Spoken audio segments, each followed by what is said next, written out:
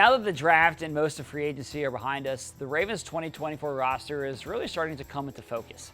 But as Eric DeCosta likes to remind us, the games aren't played until September, so there could still be some moves on the horizon. With that in mind, where are the Ravens most likely to make those moves in the late stages of free agency? There are three spots that stand out to me. That's offensive line, wide receiver, and safety. The Ravens were interested in adding another offensive lineman earlier in this draft, but the board didn't fall that way.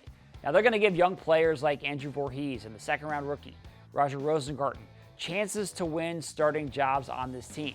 But if the Ravens don't feel like some of the young players are ready to compete after the spring practices and ready to step in as starters at the beginning of the season, well, then they could add a veteran to come in here and challenge those players in training camp.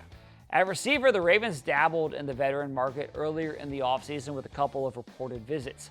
Now, they did go and add Devontae Walker in the fourth round of the draft, and he has a ton of talent and potential. But the Ravens still may want to add another veteran in the mix there at receiver for depth and competition. So I am not ruling out another wide receiver getting added to this team.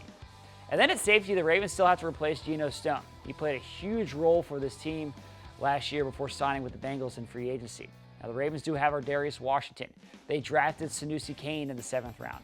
But there are still some really accomplished veteran safeties sitting out there on the free agent market. If the Ravens think they can get a quality vet at the right price, then they may add some competition to that room ahead of training camp.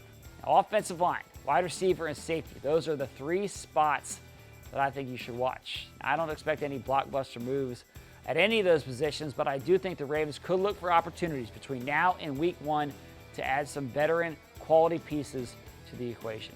And as we're talking about the roster composition, we do have a new episode of the Lounge Podcast dropping tomorrow morning, where Ryan Mink and I will do our way too early 53-man roster prediction now that the draft and the initial waves of free agency are behind us. Check that out wherever you get your podcast.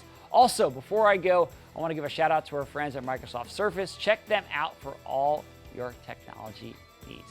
Thanks for watching. I'll see you again tomorrow.